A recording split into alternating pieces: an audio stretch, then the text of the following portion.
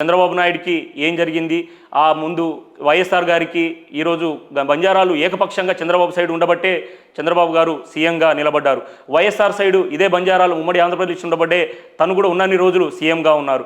NT Ramarao గారు కూడా ఇదే బంజారాలు లంబాడీలు తన పక్షాన నిలబడ్డబట్టే ఈరోజు ఎన్టీ రామారావు కూడా ఆ ఉమ్మడి ఆంధ్రప్రదేశ్లో సీఎంగా నిలదొక్కబడ్డారు. ఆ తర్వాత అక్కడి నుంచి దశ మారి తెలంగాణ రాష్ట్రం సాధించుకున్న తర్వాత ఇదే లంబాడీలు ఏకపక్షంగా కేసీఆర్ వైపు ఉన్నారు. కాబట్టి ఎందుకు ఈ 2 దఫాలు చూసిన తర్వాత ఇచ్చిన మాటలు వేరు, తీర్చిన హామీలు వేరు, అది కాకుండా జరిగిన నష్టము చాలా మా కళ్ళ ముందు కనబడతా ఉంది. ఎక్కడైతే రిజర్వేషన్ల గురించి కావచ్చు, గిరిజన హక్కుల గురించి కావచ్చు, మా ఉద్యోగ అవకాశాల గురించి కావచ్చు, మా పోడు భూముల సమస్యల గురించి కావచ్చు, మా జయంతులు శివలాల్ జయంతి, ఠాను నాయక్ జయంతుల గురించి కావచ్చు, మా తీజ్ వ్యవస్థల గురించి కావచ్చు, ఎక్కడ సాంస్కృతిక సాంప్రదాయాల కోసం హక్కుల గురించి మాట్లాడుతూ ఉంటే అరెస్టులు, నిర్బంధాలు, అటువంటి దాడులు జరుగుతూ ఉన్నాయి. దాంతోపాటుగా మైదాన ప్రాంతంలో ఉండేటువంటి బంజారాలే ముందుకు వచ్చి యావత్ గిరిజన సమాజం సంబంధించిన సమస్యలపైన మాట్లాడుతూ ఉన్నారు.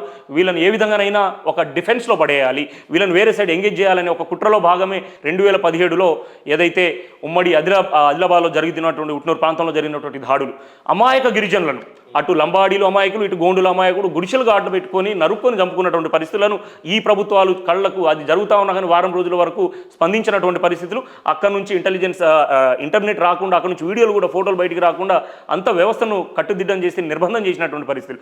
అటువంటి సమయంలో ఎవరిపోయినటువంటి సమస్యలో ఒక వైద్యుడిగా, కుల సంఘ నాయకుడిగా కాకుండా వైద్యుడిగా అక్కడికి వెళ్ళేసి చనిపోయినా పర్లేదు, అమాయక గిరిజనులు గోండ్లు లంబాడీలు కొట్టుకొని చచ్చిపోతా ఉన్నారు.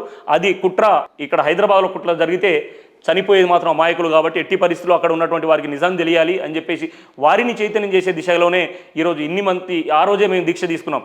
ఏదైతే ఈ కుట్రకు భాగస్వాములుగా ఉన్నారో చంద్రశేఖరరావు గారి గద్దె దింపేంత వరకు మేము నిద్రబొమ్మ అనుకున్నాము, గద్దె దింపగలిగాం. అదేవిధంగా అలా అని చెప్పేసి కాంగ్రెస్ చెప్పిందే చేయడానికి, కాంగ్రెస్ ఏం చేసినా చూస్తూ కూడానికి కూడా ఎట్టి పరిస్థితుల్లో తెలంగాణలో ఉన్నటువంటి 45 లక్షల నుంచి 55 లక్షల మంది ఉన్న బంజారాలు ఎప్పటికీ ఇవ్వరు. ఈ ఒక అవకాశం మాకు ఇవ్వండి అన్నారు. తప్పకుండా అక్కడ జరిగినటువంటి అన్యాయాలను మేము ఆత్మ విమర్శ చేసుకున్నాము. మీరు చెప్తున్నట్టు బంజారాలు కనుక నిజంగానే కాంగ్రెస్ వెనకాల నిలబడి రేవంత్ రెడ్డి పక్షాన నిలబడి ఉంటే ఒక్కడంటే ఒక్కరికి కూడా బంజారా బిడ్డలకి మినిస్టర్ కల్పించలేదు. 5-6 నెలలు కావస్తుంది. స్టిల్ మీ జాతి బిడ్డకి అన్యాయం జరిగిందని మీరు అంటూనే ఉంటారు, అన్యాయాలు ప్రభుత్వాలు చూస్తున్నాయని చెప్తూనే ఉంటారు, మీ పక్షాన ప్రభుత్వాలు ఉన్నాయని చెప్తూనే ఉంటాయి. బట్ మీ పక్షాన ఉన్నట్టు ఎక్కడా కనిపించదు. ఒక పక్క బంజారా బిడ్డకి మినిస్టర్ ఇవ్వాల్సింది పోయి ఇంతవరకు ఒక గిరిజన బిడ్డకి మినిస్టర్ లేకపోవటాన్ని ఏ రకంగా? గిరిజన బిడ్డకు చూసుకుంటే మా సీతక్క, మా గిరిజన సామాజిక వర్గం, ఆదివాసీ సామాజిక వర్గం అక్కకి ఇచ్చారు, సంతోషం.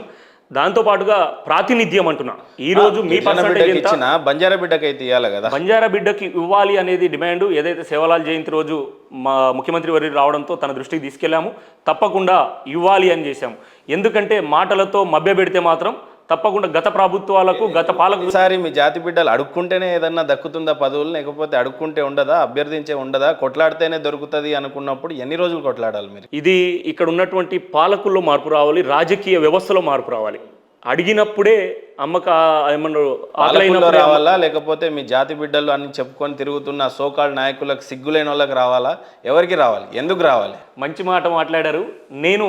మీరు బీయింగే ఇప్పుడు క్వశ్చన్ చేస్తున్నారు. తప్పకుండా ఏదైతే జాతిని రిప్రజెంట్ చేసేవాడు నిర్ఖచ్చిగా, నిజాయితీగా తన జాతి యొక్క సమస్యలను రిప్రజెంట్ చేయమనండి. వాడు ఎవడైనా పాలకుడు, ప్రధానమంత్రి కావచ్చు, లేదంటే ముఖ్యమంత్రి కావచ్చు, ఏ పాలకుడైనా, ఏ పార్టీ అయినా, నువ్వు నిజాయితీగా, నిఖచ్చిగా ఉన్నప్పుడు తప్పకుండా నీ సమస్యలను వింటాడు, వాటికి సంబంధించిన పరిష్కారాన్ని కూడా ఇస్తారు.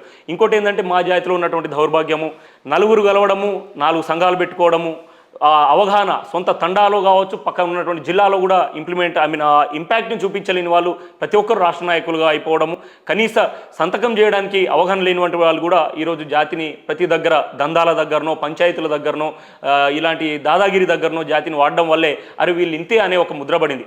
అందుకే లంబాడీల ఐక్యవేదిక అనేది ఇంటలెక్చువల్ ప్రొఫెషనల్ ఒక వేదికను 2017లో మేము తీసుకురావడం జరిగింది. దీంట్లో ఎక్స్క్లూజివ్లీ చదువుకున్న వాళ్ళకి అవకాశం ఉంటుంది. ఉద్యోగులు మన వ్యవస్థను మనం కాపాడుకుంటూ, మనము ఇంతకుముందు లంబాడీలు అంటే అరే రిప్రజెంటేటివ్లు అన్పడ్ వాళ్ళు, సంపాదన లేని నిశాని వాళ్ళే ఉన్నారు, లేదంటే కరెక్ట్ ప్రాపర్ వేలో రిప్రజెంట్ చేసే వాళ్ళు లేరు అనేది ఒక ఇంటెలిజెన్స్లో ఉండగలిగేది. ఎందుకంటే ఒకవేళ ఉన్నా కానీ కొంత చదువుకున్న వాళ్ళు బయటకు వచ్చిన వారు కూడా ఏదో ఒక అవకాశమో ఆఫరో ఇవ్వగానే అక్కడనే వాళ్ళు కామ్ డౌన్ అయిపోయి ఆ ఇష్యూని వాళ్ళ రాజ్ చేతికి కుమార్ ఇచ్చేయడం గారు జరిగింది. ప్రధానంగా చూసినైతే బంజారా బిడ్డల్లో విషయంలోకి వస్తే ఐఏఎస్లు ఉన్నారు, ఐపీఎస్లు ఉన్నారు. వీళ్ళంతా సివిల్ సర్వీస్ని రాస్తే క్వాలిఫైడ్ అయిన ఐఏఎస్ ఐపీఎస్లు. ప్రపంచంలోనే అతి కఠినమైన పరీక్ష ఏదన్నా ఉంది అంటే ఆ కఠినాత్మకంగా ఉన్న సివిల్ సర్వీసెసే అని అంటారు. అందులో ప్రధానంగా అయితే ఏ రిజర్వేషన్ అయితే పనిచేయదు, 1-2% ప్రధానంగా పనిచేసినప్పటికీ సో కాల్డ్ ఇంటెలెక్చువల్స్ అయితే మీ జాతిలో ఉండరు. అవును.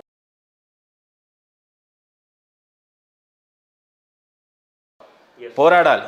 ఈసారి మినిస్టర్ కూడా దక్కలేదు, మళ్ళీ పోరాడాలి, మళ్ళీ అడక్క తినాలి. ఏంది అసలు ఎందుకు ఇలాంటి గతి పట్టింది మీ జాతికి అని అంటే ఏం చెప్తారు? తప్పకుండా అది మా దౌర్భాగ్యమో దురదృష్టమో చెప్పలేము. కానీ ఒక ఆకలి అవుతున్నప్పుడు తప్పకుండా అక్కడ 5 రూపాయల జిహెచ్ఎంసీ అన్నం పెట్టినా కానీ తినాల్సిందే. ఆకలిని తట్టుకోవాలి నేను ఫస్ట్ అయితే. నా ఇంట్లో అన్నం ఉన్నప్పుడు తప్పకుండా నేను రోడ్డు మీద పోయి తినను. ఇప్పుడున్న పరిస్థితిలో ఈ 70 వసంతాల స్వతంత్ర భారతంలో ఇప్పుడిప్పుడే ఈ గత 10-15 సంవత్సరాల నుంచి ఉద్యోగాలు ఏదైతే ఇందిరాగాంధీ పుణ్యమా అని, సోనియా కాంగ్రెస్ గారి పుణ్యమా అని చెప్పేసి గిరిజనులకు తెలంగాణ ప్రాంతంలో ఈ నిజాం ప్రాంతంలో ఉన్న వాళ్ళకు రిజర్వేషన్ రావడంతో ఇప్పుడిప్పుడే ఫస్ట్ జనరేషన్. నా తాత చదువుకోలేదు, మా నాయనగారు చదువుకోలేదు, మా అమ్మగారు చదువుకోలేదు. నేనే ఇప్పుడే నా ఫస్ట్ జనరేషనే చదువుకొని వచ్చి ఒక డాక్టర్గా అయి నా సమాజం గురించి పోరాటం చేస్తూ ఉన్నాను. ఏదైతే మీరు అన్నట్టుగా నన్ను గుర్తించి నేను చెప్పింది అన్ని వినాలంటే అక్కడ ఉన్నటువంటి 1000 కోట్ల అధిపతి ఒక సైడు రోజు డ్యూటీ చేయకపోతే పూట గడవని పరిస్థితిలో నేనున్నాను. నా కుటుంబాన్ని కాపాడుకోవాలి, నా సమాజంలో ఒక గౌరవప్రదమైన హోదాలో మంచి కార్యక్రమాలు చేస్తూ ముందుకెళ్ళాలి. ఎటు చూసినా ఆర్థిక సమతుల్యత అనేది ఉంది. ఈ అసమతుల్యత పోవాలంటే తప్పకుండా అది ఏ కులమైన లంబాడా బంజారాలే కాదు, దళితులు కాదు, బీసీలు, ఈ మిగతా అట్టడు వర్గాలు, ఆదివాసులు ఎవరికి చూసినా అక్కడ ఉన్నటువంటి ఏది ఇంపాక్ట్ చూపిస్తుందంటే ఆర్థికంగా నిలదొక్కుకోలేని పరిస్థితులు ఇంపాక్ట్ చేస్తూ ఉన్నాయి. ఈరోజు నిజంగా ఇదే లంబాడా బంజారాల్లో ప్రతి ఒక్కరూ ఈరోజు మా రెడ్లు సోదరులు కావచ్చు, వెలమ సోదరులకు ఉన్నట్టుగా 1000 కోట్ల భూములు, ఆస్తులు మా చేతిలో ఉంటే ఉమ్మడి ఆంధ్ర తెలంగాణలో సీఎంలు బంజారాలు ఉండేవారు. కాబట్టి మాకు కూడా ఇప్పుడిప్పుడే ఎదుగుతునే పరిస్థితుల్లో కొంత ఆకలి అవుతున్నప్పుడు తప్పకుండా అక్కడ ఉన్నటువంటి రోడ్డు మీద జిహెచ్ఎంసీ అన్నమే కావచ్చు, లేదంటే ఎక్కడైనా పెళ్లి పేటాకులు జరుగుతున్నప్పుడు అక్కడ కూడా పోయి ఆకలిని ఆపుకునే ప్రయత్నాల్లో ఇప్పుడిప్పుడే నిలదొక్కుని బయటకు వస్తా ఉన్నాము.